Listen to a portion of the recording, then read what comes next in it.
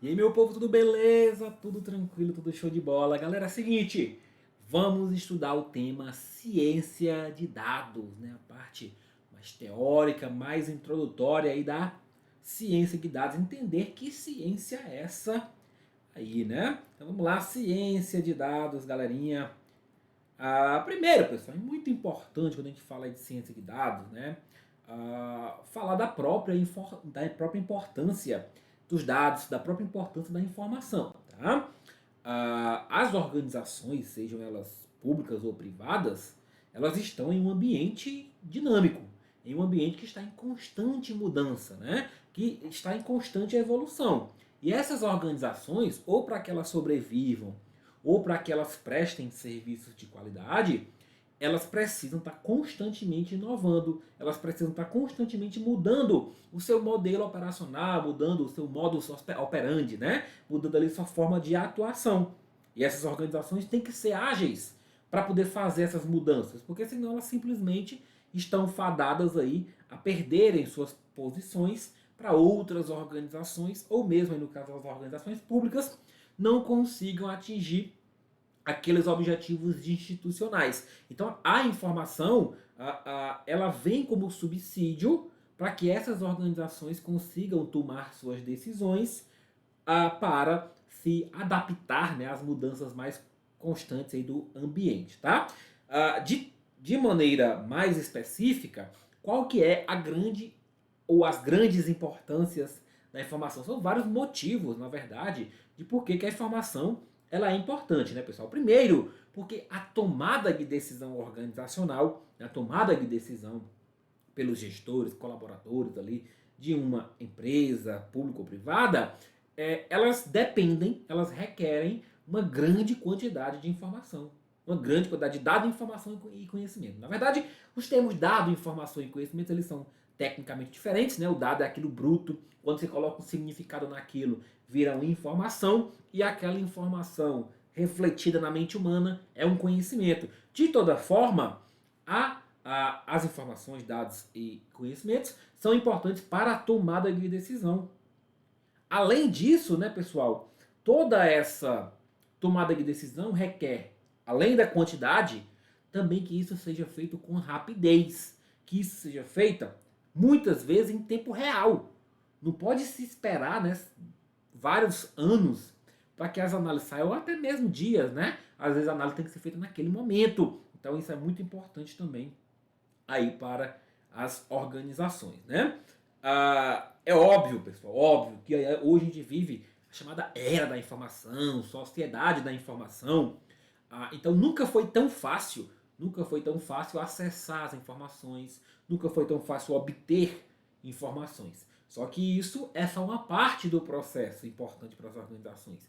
Além de acessar, além de obter, é preciso extrair valor dessas informações. Não basta ter acesso às informações, não basta ter acesso aos dados.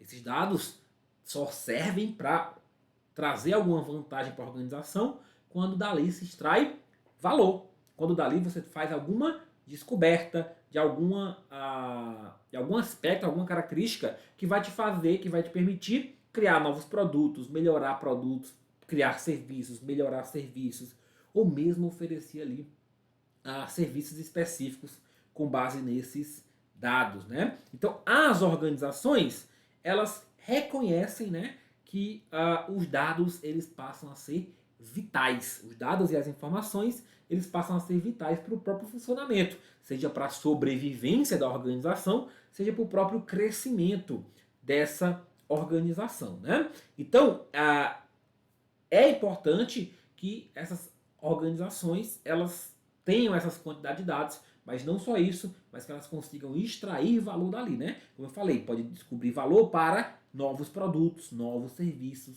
pode trazer inovação para aquela organização, ou mesmo servir de subsídio para quê? Para que ela cumpra os objetivos organizacionais, os objetivos estratégicos. As organizações fazem os seus planejamentos, as suas definições de onde elas querem chegar. E os dados e informações vão ser fundamentais, vão ser vitais para que elas consigam alcançar esses objetivos estratégicos. Além disso, os dados e informações eles ajudam a entender os próprios clientes. você tem muito dado ali disponível de um cliente, categorias de clientes, grupo de clientes, você pode entender o comportamento daqueles clientes e oferecer serviços personalizados, fazer uma melhoria no determinado processo de atendimento ao cliente, né? Entender também os próprios produtos e os serviços, né? Que são fornecidos ali pela organização. Agora, pessoal, é o seguinte, como eu falei, não basta ter os dados, não basta ter acesso aos dados. Isso é só uma parte do processo. Extrair valor desses dados requer um processo, requer um conjunto de competências, requer, né, muitas vezes aí, quase sempre, normalmente, um suporte computadorizado para fazer o armazenamento, para fazer o processamento e para fazer a análise desses dados, de modo a de fato extrair dali valor, né? Para você não ficar só com um depósito de dados ali e ficar aquele estoque e você não consegue extrair nada dali. Então, você tem que ter esse arcabouço de ferramentas, tecnologias, como a gente vai ver aí onde entra o contexto da ciência de dados. E não só para o futuro, não só para alcançar objetivos, não só para a inovação, os dados e informações são importantes. Mas eles são importantes para manter a própria operação atual das organizações, as próprias operações vitais da organização. Os dados têm costumado ser chamados, né, pessoal, de nova moeda, novo petróleo, né? A gente vê lá na evolução da humanidade, né? Você tinha lá, primeiro mandava quem tinha força, depois começou a mandar quem tem terra, né? Depois você tem ali na Revolução Industrial, quem tinha as máquinas, o capital de produção, né? E agora é quem tem informação, poder. Informação é poder, né? Aquela frase máxima. Então, é importante que as organizações saibam extrair valor desses dados e informações. E é lógico que essas organizações precisam então ter dados confiáveis, que elas possam considerar aí para as suas análises, né?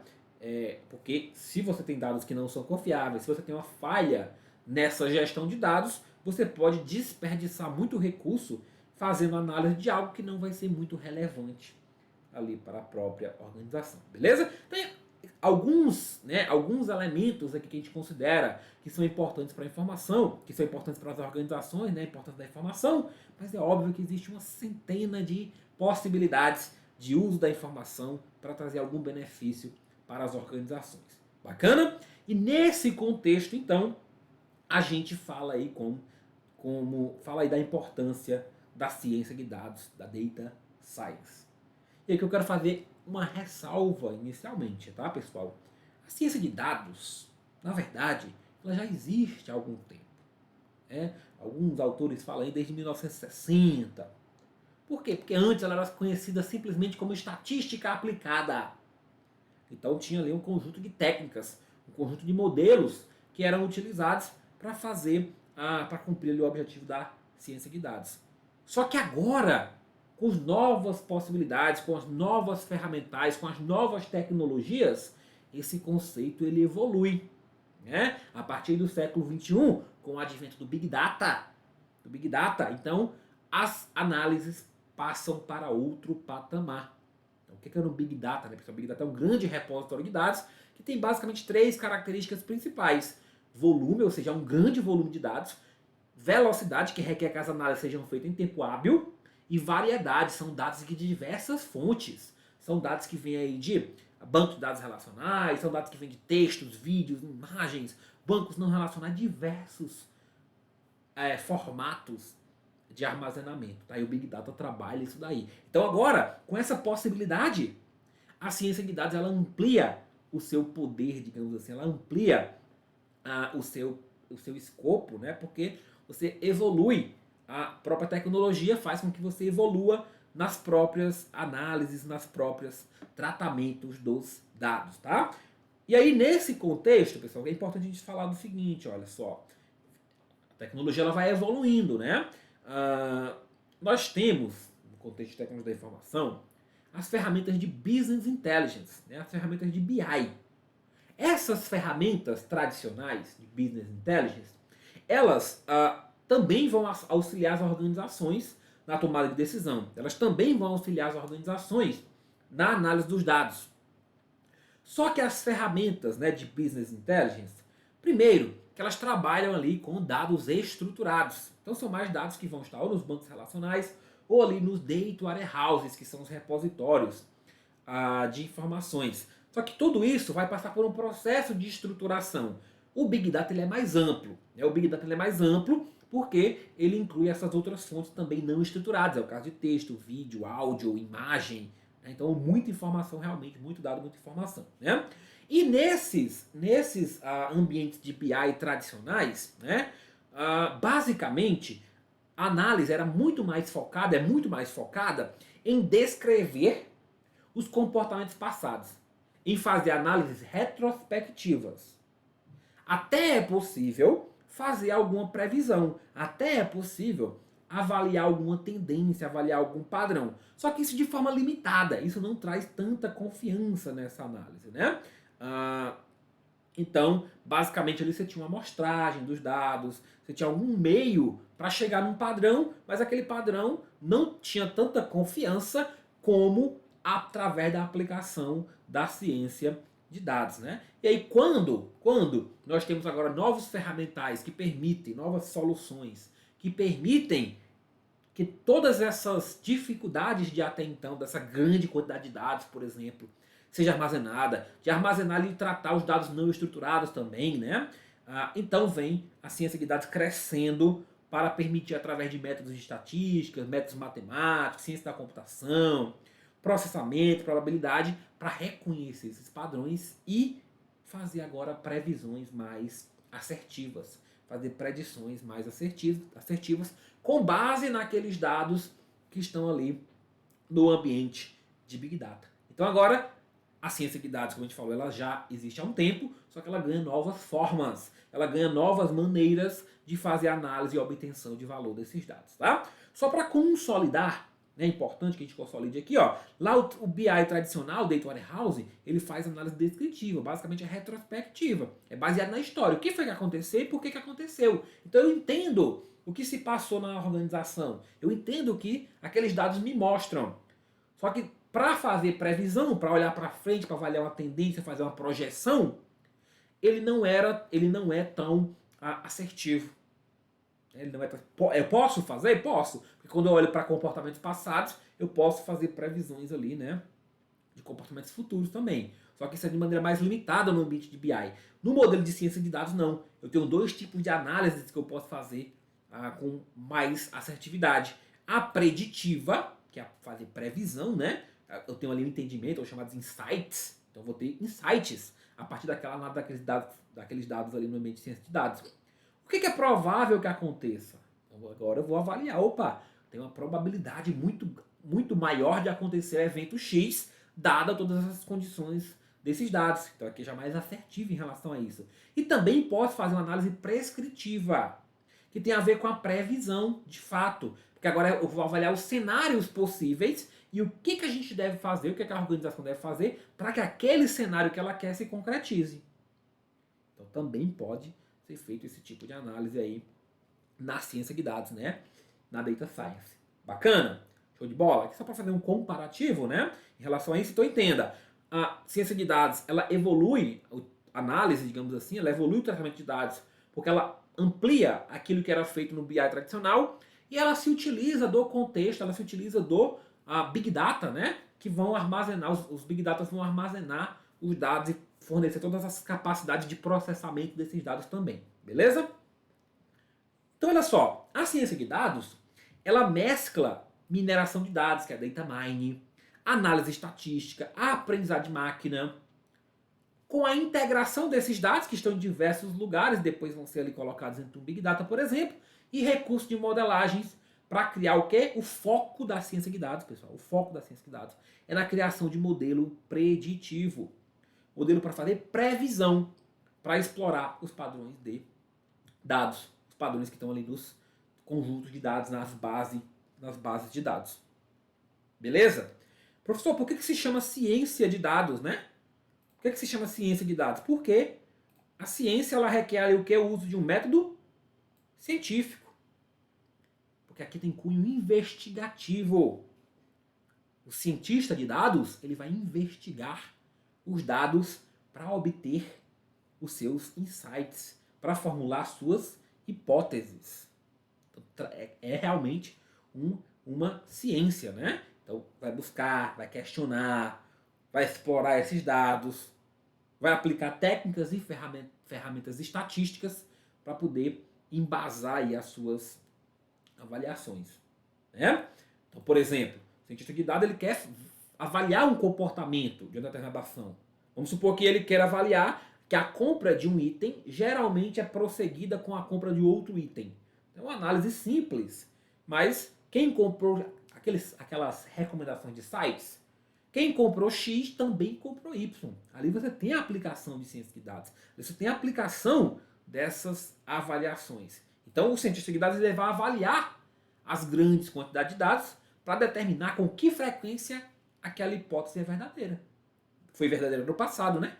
E para verificar estatisticamente qual que é a probabilidade dela acontecer novamente. Então quem comprou X, compra também Y.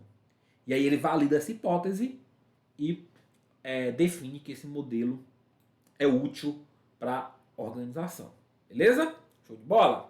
Pessoal, seguinte, é bastante importante, a gente fez já a relação de ciência de dados com algumas ferramentas, tecnologias e tal, mas é importante que a gente destaque que a ciência de dados ela não está restrita à análise de dados. Elas não são termos sinônimos.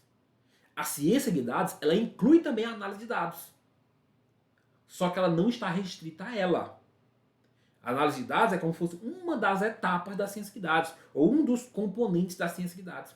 Porque a ciência de dados ela envolve o tratamento de todo o ciclo de vida dos dados. A gente vai ver qual é o ciclo de vida dos dados, mas ela envolve todo o ciclo de vida. Ela é mais abrangente, desde a produção desses dados até o descarte. Inclui a análise ali também, mas inclui toda a obtenção desses dados, o tratamento, a organização e a análise, inclusive, e vai até o descarte. Né? Então a gente pode dizer que é o conjunto, os modelos, os processos que envolvem o estudo dos dados em todo o seu ciclo de vida, desde a sua produção até o descarte. Então é importante a gente saber essa diferenciação entre ciência de dados e análise de dados. Beleza? E olha só que legal, pessoal. Né?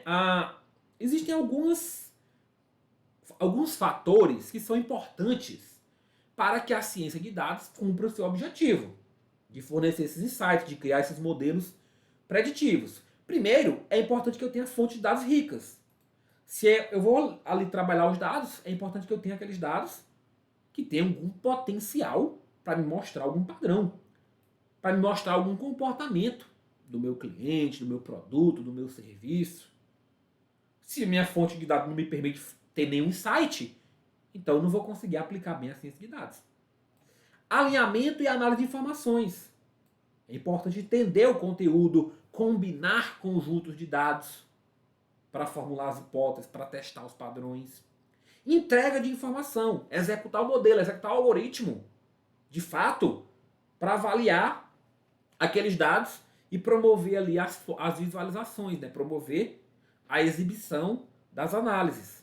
E a apresentação das descobertas e insights, para compartilhar isso com as demais, os gestores, os analistas de dados, etc. Né? Então tudo isso aí está envolvido na ciência de dados. E como que de fato, né, se trabalha com ciência de dados? Existem diversas tecnologias, diversas ferramentas para se trabalhar aí a ciência de dados. Essas aqui são só algumas. Então, olha lá, técnicas estatísticas, a gente já falou bastante aqui. A aprendizagem de máquina, né, machine learning. Análise de dados utilizando algumas linguagens bem específicas aqui, que é o Python e o R, por exemplo. E plataforma de computação em nuvem, porque essa grande quantidade de dados, o ideal é que ela fique aí, ó, na nuvem, que você não fique armazenando na sua máquina, ou você não fique armazenando, né, no servidor ali interno da organização. E a ciência de dados, ela se aplica tanto aos dados internos, quanto aos dados externos da organização. Você pode fazer análise, você pode fazer tratativas desses dados, também incluindo dados de outras fontes. Beleza? Então, em resumo, galera, olha só que legal. Em resumo, nós temos aqui que a ciência de dados ela permite a criação de modelos preditivos que vão explorar os padrões dos dados, utilizando aí uma verdadeira mescla de outras ferramentas, modelos, técnicas, ciências, etc. Vai mesclar mineração de dados, análise estatística, aprendizagem de máquina, integração e modelagem de dados. Não está restrito, isso aqui, presta atenção, não está restrito à análise de dados, mas a inclui. Envolve processos, modelos, tecnologias que cobrem todo o ciclo de vida do dado, da produção até o descarte. E envolve tanto os dados internos quanto os externos. E depende de quê? A ciência de dados? De termos fontes ricas, de termos um alinhamento de informações, de termos entrega dessas informações e a apresentação de maneira mais facilitada para quem for consumir. Ainda nesse contexto, nós temos aqui uma figura, uma imagem, que ilustra para a gente um panorama de o que está dentro da ciência de dados. Tudo isso aqui é dentro da ciência de dados. Perceba, pessoal, que nós temos uma abrangência que vai desde a produção até aqui a visualização desses dados. Então, na ciência de dados, ela envolve também, né? Ela envolve a captura, ela envolve a obtenção dos dados que são produzidos nos diversos meios. Redes sociais, sistemas de aeronave, né? Sistema de monitoramento, os próprios computadores pessoais, smartphones, etc. Tudo que gerar dado pode ser objeto, né, de estudo aí da ciência de dados. E aí dentro da parte, né, que seria ali, que está chamando aqui de governança de dados, nós temos o próprio armazenamento, que ele pode ser um armazenamento mais, digamos assim, tradicional, ou ele pode ser um armazenamento analítico, que aí já parte para trabalhar os Data Warehouse, Data Mart e HDFS, que aqui estaria dentro do ambiente do Big Data, tá? Mas também você pode ter ali modelo relacional, modelo NoSQL, não estruturado, semi-estruturado, outras estruturas, e aí você pode pegar esses dados que estão nessas fontes e jogar ou para dentro do Data Warehouse ou colocar ali num ambiente de Big Data com o HDFS, tá? Você pode fazer análise de dados, que pode ser exploratória, explícita ou implícita, e você permite a visualização desses dados por meio dos cubos de dados, dos dashboards, relatórios e indicadores-chave de desempenho, tá? Então aí é só um panorama para que a gente entenda que a ciência de dados ela é bem abrangente. Veja que a análise de dados, por exemplo, é só um dos subgrupos ali da ciência de dados, beleza? E aí, em relação, né, à aplicação, em relação a exemplo da ciência de dados, pessoal, aqui eu posso dar um exemplo para vocês de uma grande rede varejista dos Estados Unidos que tinha lá mais de 6 mil lojas. E aí a gente sabe que o quê? Que farmácia não vende só remédio. Vende fralda, vende perfume, vende tudo. Acho que o que vende menos hoje é remédio, né? Mas vende tudo. É um verdadeiro supermercado, digamos assim, ali dentro. Para alguns itens, obviamente, não tem tudo, né? Mas tem uma gama de produtos ali mais diversos possíveis. E essa rede varejista, que ela já tinha mais de 6 mil lojas, ela fazia a sua expansão pelo modelo de aquisição de empresas menores, né? De cadeias menores, né? Então, a grande rede, imagina a grande rede brasileira, sei lá, Pague Menos, Droga Raia da vida, né? Ela vai comprando as pequenininhas do bairro. Ela vai comprando as pequenininhas do bairro. Então, era esse modelo que essa farmacêutica que utilizava. E aí, ela notou em algum momento, teve esse pensamento de que a expansão geográfica, ou seja, que simplesmente ficar comprando loja, não estava sendo um bom caminho, não estava tendo um bom crescimento, não. E o estoque dessa empresa estava em mais de $1 bilhão. Ou seja, em mercadoria parada, ela tinha $1 bilhão. E ela tinha ali um grande objetivo, que era utilizar parte daquele recurso como capital de giro, né, pessoal? É importante para que a organização se mantenha, ter um bom capital de giro e não só ter dinheiro parado em estoque. Até porque pode ter vários problemas, né? Tem custo de manter o estoque, pode vencer produto, etc. e tal. Então ela queria reduzir em 10% o estoque no período de um ano. E aí, para cumprir esse objetivo, o que é que ela faz? Então ela começa um trabalho de ciência de dados. Ela começa um trabalho de ciência de dados. Ela armazena, só para vocês terem uma ideia, mais de 7 terabytes de informações de inventário e de transações operacionais. De transações aí nas suas mais de 6 mil lojas. Então, eles fazem esse armazenamento, depois vão lá e fazem análise desses dados para identificar ali o que é que, quais os comportamentos que podem ser extraídos. E aí foram duas coisas principais que foram identificadas. Primeiro, que os processos de entrega tinham que ser revistos. Alguns itens não faziam sentido estar nas farmácias menores, estar nas lojas menores. Tinha que estar centralizado no centro de distribuição. Porque senão ele ficava lá, e aí de repente faltava uma loja, e naquela loja estava numa loja menor. Né? Então ficava no centro de distribuição alguns itens. E tinha que ter um processamento de dados ali muito grande para identificar as transições de produto entre loja. Saber quem que estava com estoque extra e quem que estava com estoque baixo. Toda essa análise só foi possível porque teve aí uma tratativa desses dados. A empresa teve que garantir que esses dados eram reais, que esses dados eram válidos, que esses dados eram confiáveis. Com base depois disso é que ela consegue cruzar esses dados e fazer a análise deles, analisando os históricos de transações, identificando tendências de vendas em cada uma, né, das regiões daquela rede. E com isso, pessoal, simplesmente ela não só cumpriu o objetivo dela, como superou. Ela reduziu 1,5 bilhão, 1,5 bilhão de estoque. Não só otimizou seu nível de serviço, redefiniu os seus processos e monitorou melhor os seus pedidos. Então o ganho foi gigante. Isso tudo com base em um processo de ciência de dados que ela aplicou. Então, a ciência de dados ela é de fato útil aí nas organizações. Bacana? Galera, olha só. Vamos falar aqui, né, do ciclo de vida dos dados. Como a gente falou, o processo de ciência de dados ele passa por todo o ciclo de vida dos dados. Né? Ele não é restrito apenas ali a análise daqueles dados. Não, ele envolve todo o ciclo de vida dos dados. E aí nós temos um modelinho, que é o modelo do Santana, né, pessoal? Que ele traz 4 fases, né, do ciclo de vida dos dados. Primeiro, começa ali pela coleta desses dados. Vai ter a definição inicial dos dados que serão utilizados, a identificação da estrutura, do formato e dos meios desses dados, a descrição dos metadados e a avaliação e seleção dos dados. Então, primeiro você vai coletar, saber como é que eles estão e selecioná-los. Primeira coisa que você tem que fazer ali no modelinho. Depois você vai armazenar esses dados, que aí envolve o processamento, a transformação, a inserção, a modificação, a migração, a transmissão para armazenar esses dados aí em algum local, né? Depois, aqui na fase de armazenamento, tá? Na fase de armazenamento, nós vamos ter algumas possibilidades, né? Os dados podem não estar no formato desejado. Então tem que saber quais são as estruturas, quem que poderá acessar, tudo isso vai ser definido aqui, tá? Beleza. Depois eu vou recuperar esses dados, que é o acesso a eles. Consultar e visualizar. Aí eu posso ter ali uma estruturação, posso ter filtragem, posso ter uma representação diferente, um refinamento, etc.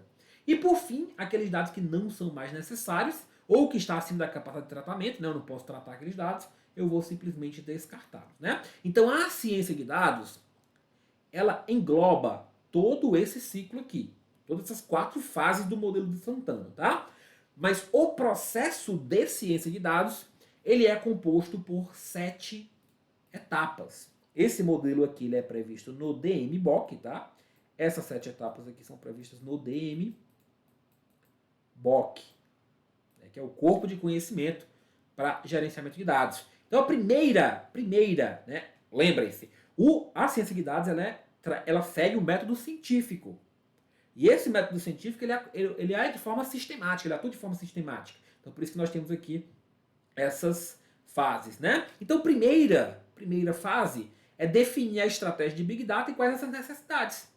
O que é isso? Para que eu quero aplicar aquele processo de ciência de dados? Quais são as minhas necessidades organizacionais, né? Primeiro, quais são as minhas necessidades organizacionais? O que eu espero? Quais os resultados desejados? Quais os benefícios que eu espero? Antes de começar qualquer coisa. Eu não vou fazer análise sem ter isso definido. Primeiro passo é definir, olhar para o próprio negócio. Nem olhar para os dados ainda, olhar para o negócio. Depois eu vou escolher as fontes de dados. Eu tenho algumas lacunas, às vezes, nos meus dados atuais, e às vezes eu vou precisar de dados complementares. Então eu tenho que identificar essas lacunas e escolher as fontes de dados que vão me permitir rodar o processo. Adquirir e ingerir fonte de dados. Então, escolhi, selecionei, agora eu vou, né, integrar esses dados aí obtidos dessas fontes. Desenvolver hipóteses e métodos de ciência de dados.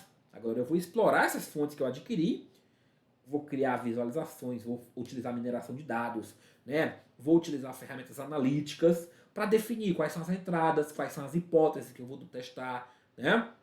Do meu modelo de algoritmo específico ali, pode ser um algoritmo de clusterização, pode ser um algoritmo de classificação, etc. Existem vários algoritmos que podem ser aplicados, então eu vou desenvolver a hipótese e os métodos.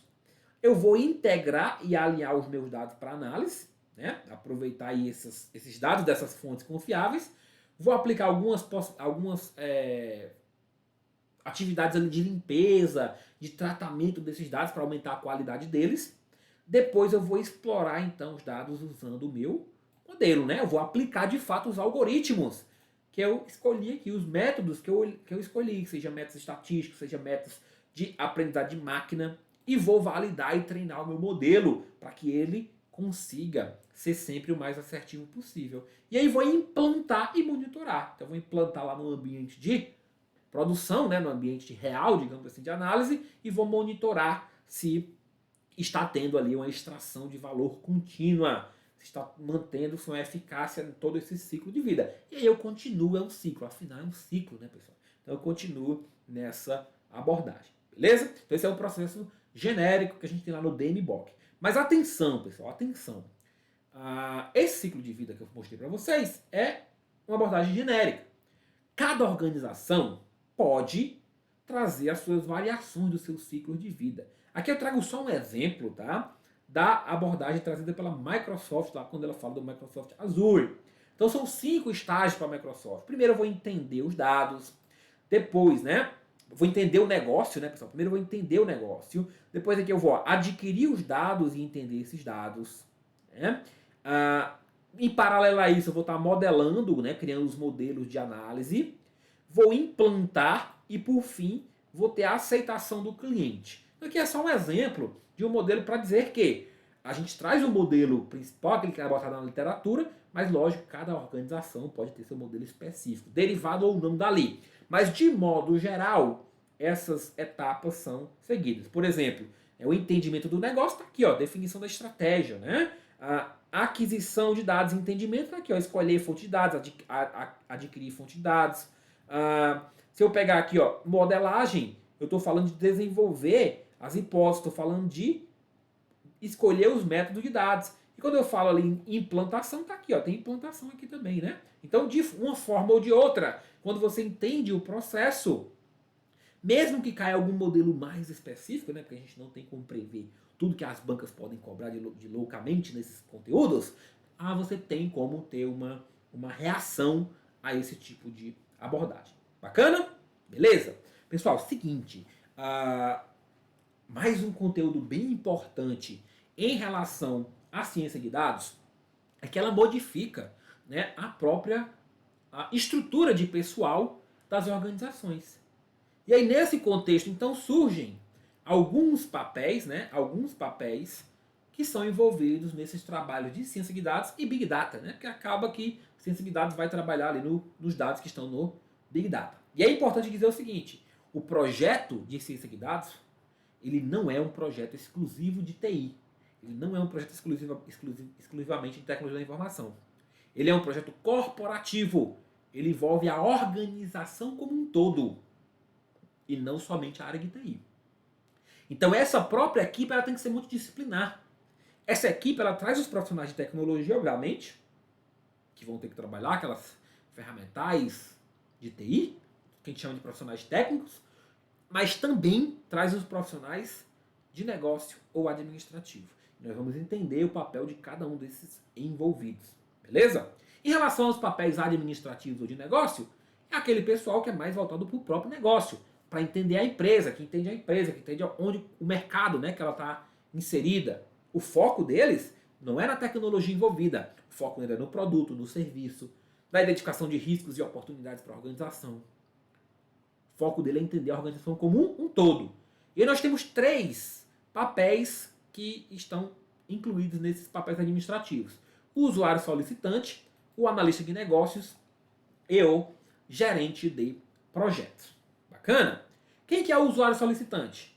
O usuário solicitante é aquele que requer, que pede uma análise, que pede um trabalho de ciência de dados. Ele é que está interessado nas respostas que vão ser fornecidas pela equipe de ciência de dados. Ou até mesmo em novas funcionalidades de sistema que vão ter que ser desenvolvidas para atender a sua necessidade informacional. Ele quem determina a necessidade do negócio. É o requisitante, o solicitante. Então ele define a necessidade, define o requisito para aquele projeto de ciência de dados. Ele não necessariamente, né, geralmente ele não tem nenhuma restrição quanto à tecnologia empregada. Ele só quer o resultado. Então ele não vai determinar qual que é a tecnologia, a ferramenta que vai ser utilizada. Mas ele tem que, pelo menos, bem descrever, pelo menos, né, bem detalhar aquilo que de fato ele quer. Qual que é o objetivo dele com aquele produto de ciência de dados, né? Então eles precisam fazer essa descrição completa da necessidade, acompanhar o próprio projeto também, né? Remover algum impedimento na forma de uso do produto, às vezes ele não está conseguindo utilizar, então ele tem que também ser responsável por isso. Validar as coisas que são entregues durante o projeto e validar aquilo que foi entregue no final, para saber se era realmente aquilo que ele queria, né? Um outro papel bem importante nesse contexto é o de analista de negócios. Esse profissional é um profissional intermediário. Ele é o intermediário entre o cara de negócio e o cara de TI. Ele é o intermediário entre o solicitante e a equipe técnica de ciência de dados. Ele faz a tradução, digamos assim. Então ele é um cara que entende de negócio e entende de TI. Né? Ele entende de negócio e entende de TI. E esse conhecimento duplo dele, né, das duas áreas, da área de negócio e da área técnica, faz com que ele consiga remover os impedimentos. Faz com que ele consiga pegar a demanda do usuário e conversar bem com o pessoal técnico. O analista de negócio, às vezes, em organizações pequenas, ele não tem. O próprio usuário pede direto para a galera técnica. Mas em organizações maiores, é um papel importante. Porque ele faz esse meio de campo. Né? Esse meio de campo. E como ele está muito ligado aos processos, aos produtos da organização, às vezes, ele mesmo consegue identificar alguma tendência de produto que seria interessante. Consegue identificar alguma melhoria que pode ser feita. Então ele vai atuar às vezes como usuário solicitante também. Né? Então para ser um analista de negócio ele tem que, óbvio, dominar a empresa, né, o negócio da empresa, saber o que aquela empresa faz, o que ela atua. Tem que conhecer os produtos dessa empresa e também talvez das concorrências. Encontrar e sugerir oportunidade de negócio. Ser esse meio de campo, ser esse facilitador entre TI e negócio. Remover impedimento, mediar conflito. Uma característica importante, né? Afinal tem dois lados que ele vai ter que intermediar e zelar pelo bom andamento dos projetos. E o terceiro papel administrativo, o papel de negócio, é o gerente de projeto. Esse cara é o cara que vai pegar aquele projeto de ciência de dados e vai cuidar de toda a parte de custo, cronograma, escopo, definição da equipe, vai liderar aquele projeto para que aquele projeto consiga atingir o seu objetivo, que tem um início, um meio e um fim, dentro do que foi estabelecido. Dentro do custo, cronograma estabelecido. E além de tudo, né, envolver ali as partes interessadas. Então ele tem que liderar essa equipe com esse objetivo comum. Ele tem que definir o escopo, o cronograma, avaliar os riscos do projeto, negociar conflito, documentar esse projeto, inclusive lições aprendidas. O cara gerente de projetos. Ele vai fazer isso, beleza?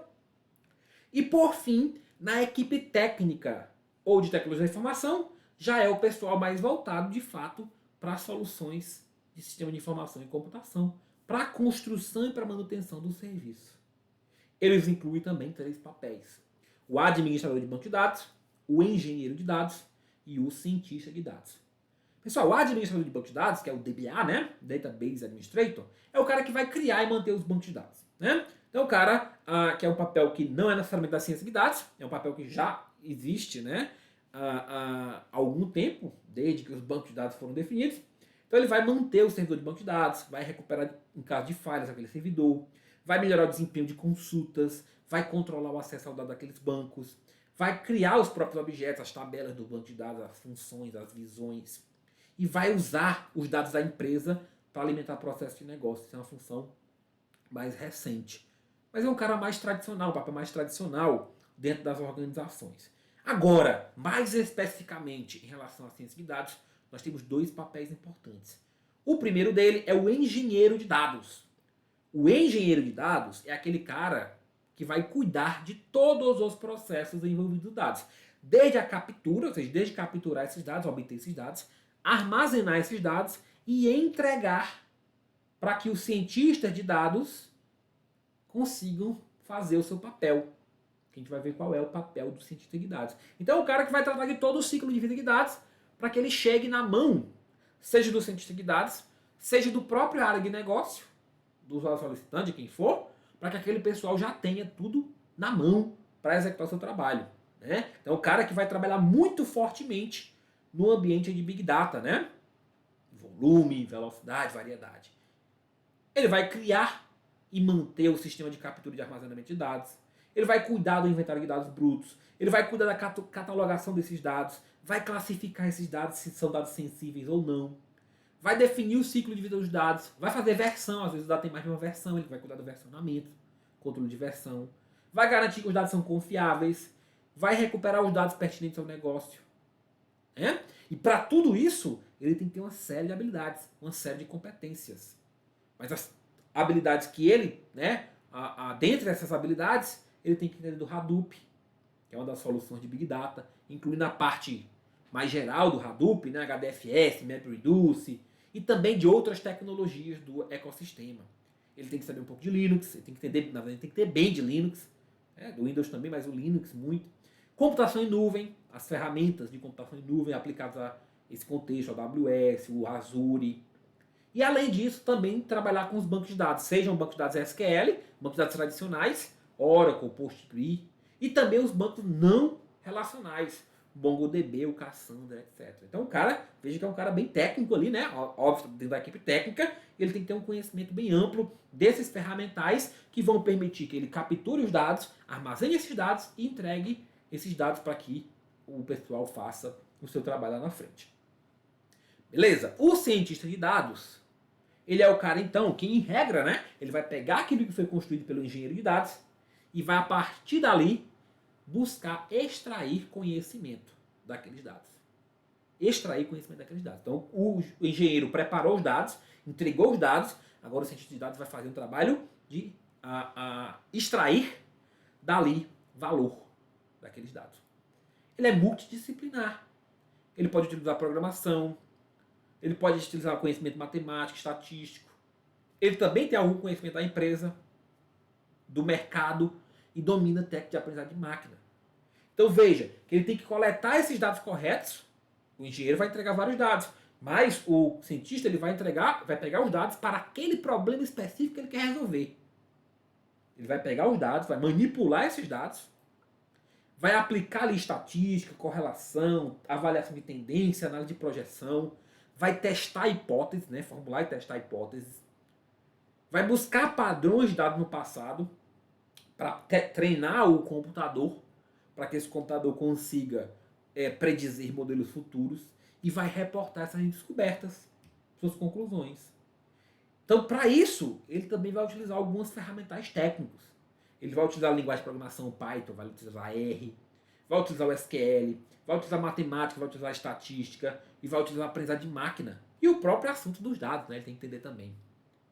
Então veja que esses dois papéis estão bem ligados, mas o engenheiro de dados é aquele cara que prepara os dados e o cientista de dados ele vai buscar extrair conhecimento a partir daqueles dados e utilizando aí para isso as técnicas de estatística, linguagem de programação. Então esses são os papéis, pessoal. Esses são os papéis envolvidos aí nos projetos de Big Data e ciência de dados. Nós temos o administrativo de negócio e o técnico de TI. Aqui nós temos o usuário solicitante, que é quem solicita, né, um projeto de dados, o analista de negócio, que faz a ponte, faz o meio de campo, e o gerente de projeto, que trata de toda a gestão de escopo, custo, cronograma, etc. E os técnicos, administrador de banco de dados, que é quem cria e mantém, o engenheiro de dados, que é quem cuida de todo o processo de captura até a entrega desses dados, e o cientista de dados é quem busca extração, quem tem a missão de extrair dali valor, de obter dali valor desses dados que já foram preparados. Beleza? Esses são os principais papéis dessa equipe. Só que eu trago aqui um específico, né, para esclarecimento, que é o analista de dados, que a gente pode ter aí esse papel também, né, pessoal? Só que, pessoal, assim, primeiro, tá? Nem sempre essas nomenclaturas, esses papéis, elas são padronizadas. Então você pode encontrar em alguma fonte específica uma descrição diferente para os papéis envolvidos na ciência de dados, ou até mesmo outros papéis. Mas o papel de analista de dados, ele é um desses papéis que é mais recorrente, tá? Só que, na verdade, o analista de dados, ele é um cara, né? Lembrando, a ciência de dados, ela inclui a análise de dados. Então, a ciência de dados ela é mais abrangente. Então, o cientista de dados, o trabalho dele é maior, ele é mais abrangente do que o de analista de dados. Mas, em uma das definições de analista de dados, ele é o cara que vai basicamente ali, né, criar relatórios, criar visões a partir do conjunto de dados para serem consumidos ali nos processos decisórios. Geralmente o analista de dados ele trabalha nos ambientes mais tradicionais de business intelligence, para pegar uma grande quantidade de informação e criar informações mais sintetizadas de forma gráfica. Às vezes vai utilizar ferramentas mais simples, como Power BI, etc. Tá? Então assim, não tem muito uma padronização. Mas em resumo, para a gente diferenciar um pouco, o cientista de dados ele faz todo o trabalho, né, dos dados com ferramentas muito mais complexas, com sistemas, com técnicas computacionais muito mais avançadas, com análise estatística, etc. Já o analista de dados não, ele trabalha com ferramental mais simples, ferramentas basicamente de visualização, geração de relatórios e etc. Beleza? Show de bola?